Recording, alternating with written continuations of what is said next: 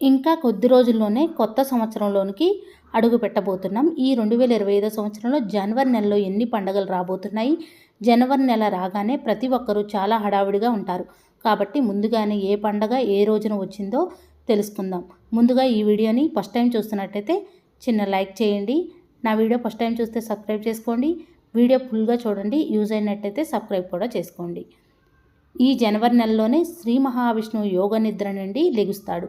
కాబట్టి ఇంతటి పవిత్రమైన జనవరి నెలలో వచ్చే పండుగలు చాలా విశిష్టతమైనవి. జనవరి 1 బుధవారం రోజున నూతన సంవత్సరం ప్రారంభం కాబోతుంది. కాబట్టి ఈ నూతన సంవత్సరంలో లక్ష్మీదేవి ఆశీర్వాదంతో మీ ఇంటిపై సిరుల వర్షం వరించాలంటే ఏదైనా దేవాలయానికి వెళ్ళండి. ఈ నూతన సంవత్సరం రోజున ఎవరైతే దేవాలయానికి వెళ్తారో అలాంటి వారికి ముక్కోటి దేవతల ఆశీర్వాదం లభిస్తుంది. అలాగే జనవరి 1వ తేదీన సాయంత్రం సమయంలో ప్రతి ఒక్కరి ఇంటి ముందు 2 దీపాలను వెలిగించాలి. ఎవరైతే ఇలా దీపాలు వెలిగిస్తారో అలాంటి ఇళ్లలోకి లక్ష్మీదేవి అడుగు పెడుతుంది. అలానే ద్వార పూజ తప్పకుండా చేసుకోవాలి. నూతన సంవత్సరం రోజున స్వామి అమ్మవార్లిద్దరికి కూడా పూజ చేసుకోవాలి. నూతన సంవత్సరంలో ఎలాంటి డబ్బు కష్టాలు లేకుండా ఉంటాయి. జనవరి 10 శుక్రవారం రోజున ముక్కోటి ఏకాదశి వచ్చింది. దీన్ని వైకుంఠ ఏకాదశి అని అంటారు. అన్ని పండగల్లో ఈ వైకుంఠ ఏకాదశి చాలా విశిష్టమైనది. ఈ ముక్కోటి ఏకాదశి రోజున శ్రీ మహావిష్ణువు గరుడ వాహనుడై ముక్కోటి దేవతలతో కలిసి భూలోకానికి దిగివచ్చి భక్తులకు దర్శనమిస్తాడంట. అందుకే దీన్ని ముక్కోటి ఏకాదశి అని అంటారు. ఈ ముక్కోటి ఏకాదశి రోజున ప్రతి ఒక్కరూ ఖచ్చితంగా ఉపవాసం ఉండాలి. ఈ రోజు ఉపవాసం ఉంటే మిగతా 23 ఏకాదశుల్లో ఉపవాసం ఉన్నంత పుణ్యం లభిస్తుంది. ఈ వైకుంఠ ఏకాదశి రోజున ఇంట్లో వెంకటేశ్వర స్వామిని పూజించి ఏదైనా వెంకటేశ్వర స్వామి ఆలయానికి వెళ్ళి ఉత్తర ద్వారం నుంచి శ్రీ మహావిష్ణువును దర్శించుకోవాలి. వైకుంఠ ఏకాదశి నాడు చేసే దీపారాధనకు ముక్కోటి దేవతల ఆశీర్వాదం లభిస్తుంది. ఈ వైకుంఠ ఏకాదశి రోజున జాజి పూలతో వెంకటేశ్వర స్వామిని పూజిస్తే ధన ప్రాప్తి కలుగుతుంది. సకల కోరికలు నెరవేరుతాయి. అన్నిటికన్నా ముఖ్యంగా ఈ ముక్కోటి ఏకాదశి నాడు వెంకటేశ్వర స్వామికి తులసి దళాల మాల సమర్పిస్తే చాలా మంచిది. స్వామివారికి తులసి దళాల మాలను సమర్పించడం వల్ల అనంత కోటి పుణ్యాన్ని మూటకట్టుకుంటారు. ఈ ముక్కోటి ఏకాదశి రోజునే హలహలం మరియు అమృతం పుట్టాయి. ఈ ముక్కోటి ఏకాదశి రోజునే శివుడు అలహలం మింగాడు. కాబట్టి ఈ వైకుంఠ ఏకాదశి రోజున భక్తి శ్రద్ధలతో వెంకటేశ్వర స్వామిని పూజిస్తే వారికి అఖండ రాజయోగం కలుగుతుంది. జనవరి 13 సోమవారం నాడు భోగి పండుగ వచ్చింది. ఇదే రోజు పౌర్ణమి కూడా ఏర్పడింది. సంక్రాంతి పండగకు ముందు రోజున భోగి పండుగ వస్తుంది.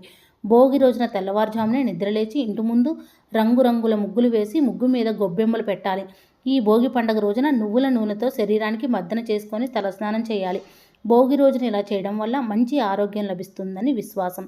అలాగే ఈ భోగి పండుగ రోజున ఉదయం స్నానం చేసేటప్పుడు నీటిలో కొన్ని రేగిపళ్ళు వేసుకొని స్నానం చేయాలి. అలాగే సాయంత్రం సమయంలో ఇంట్లో ఉన్న చిన్నపిల్లల తలపై భోగి పళ్ళను పోయాలి. 12 సంవత్సరాల లోపు ఉన్న చిన్నపిల్లలకు భోగి పండ్లు పోయాలి. ఈ భోగి పండ్ల నాడు పిల్లలపైన భోగిపళ్ళు పోసి తల్లిదండ్రుల ఆశీర్వాదం ఇవ్వాలి. ఇలా చేయడం వల్ల మీ పిల్లలు ఆయురారోగ్యాలతో ఉంటారని, అలాగే నరదిష్టి సమస్యలు లేకుండా గ్రహపీడ నివారణ కలుగుతుందని నమ్మకం. చిన్నపిల్లల తలపై భాగంలో బ్రహ్మరంధ్రం ఉంటుంది. కాబట్టి ఈ భోగి పండుగ రోజు తలపైన భోగి పళ్ళను పోస్తే మీ పిల్లలకు మేధస్సు పెరుగుతుంది. అలాగే శ్రీ మహావిష్ణువు ఆశీస్సులు లభిస్తాయి. జనవరి 14 మంగళవారం నాడు సంక్రాంతి పండుగ వచ్చింది. ఈ రోజునే ఉత్తరాయణం మొదలవుతుంది. ఈ సంక్రాంతి పండుగ నాడు తెల్లవారుజామున నిద్రలేచి తలస్నానం చేసి తూర్పు ముఖంగా నిలబడి సూర్యుడికి అర్ఘ్యం సమర్పించాలి. సంక్రాంతి రోజున ఇలా చేయడం వల్ల మీ జాతకంలో సూర్యుడు బలపడి మీ జీవితంలో ఉన్న కష్టాలన్నీ తొలగిపోయి ఈ సంవత్సరం అంతా సుఖ సంతోషాలతో జీవిస్తారు. ఈ సంక్రాంతి పండుగ నాడు గుమ్మం ముందు రథం ముగ్గులు వేయాలి. ఇలా రథం ముగ్గులు వేస్తే శ్రీ మహావిష్ణువు మీ ఇంట్లోకి తరలివచ్చి మీ ఇంటిపై వరాల జల్లులు కురిపిస్తాడు. ఈ సంక్రాంతి రోజున ప్రతి ఒక్కరూ ఇంట్లో ఖచ్చితంగా పాలు పొంగించాలి.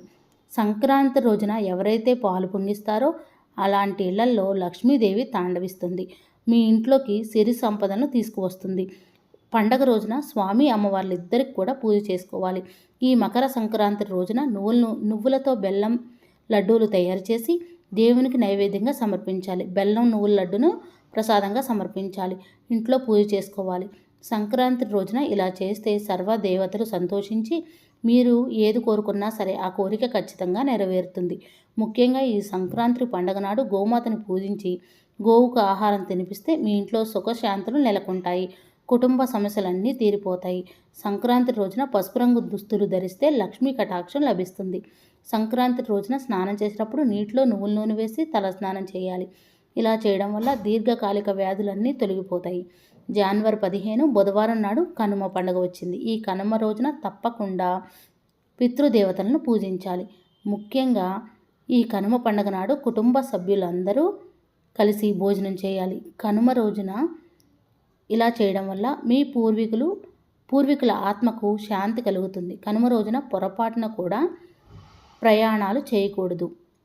కనుమ రోజున ప్రయాణాలు చేస్తే మీ ప్రయాణంలో అనుకోని ఇబ్బందులు ఏర్పడతాయి. ఈ కనుమ పండుగ రోజున మాంసాహారాన్ని తినండి. చనిపోయిన మీ పెద్దలను పూజించి వారికి ఇష్టమైన నైవేద్యాన్ని సమర్పించాలి. అలాగే ఈ కనుమ రోజున కాకులకు ఆహారం వేయాలి.